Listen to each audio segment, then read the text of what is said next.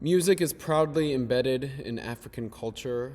Even amidst the horrors of slavery in the Americas, the African people kept music a central part of their lives. Now, this is the simplified version of the origin of the African American spiritual. These are the songs that the enslaved sang, often while working in the field or in secret religious meetings, usually containing lyrics inspired by biblical stories. The spiritual emerged from great pains, trials, and inhuman struggles that the enslaved Africans endured. But these songs also reflect and were a product of the great resilience, endless hope, and strength of faith of the African people. The songs themselves serve different functions. Some spirituals were expressions of praise, great elation, or spiritual ecstasy. Some songs were sang to help get through the toils of a day of backbreaking work in the fields, or other spirituals, often called sorrow songs, expressed the weariness of the soul and the horror of slave life.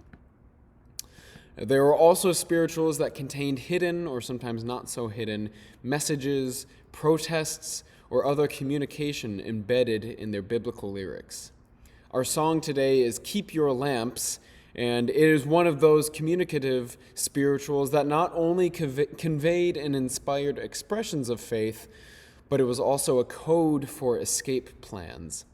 Singing or hearing this song as a slave meant that there was some sort of plan to be enacted soon.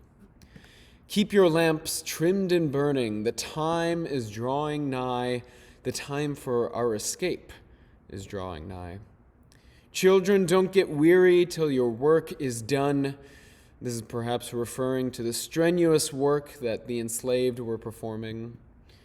A Christian journey soon be over, perhaps referring to heaven and meeting God in death, perhaps simply referring to escaping to some sort of promised land.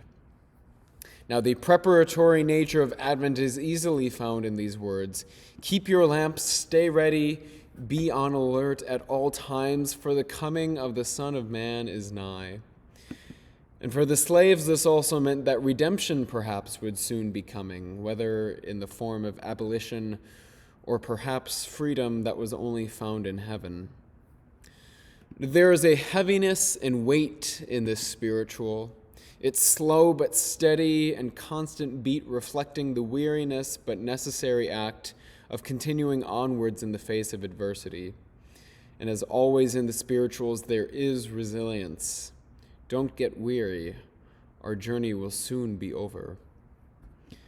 It is important to acknowledge the original and painful context of these songs, but we sing these songs today to remember that we are only truly free when there is justice and equity for all.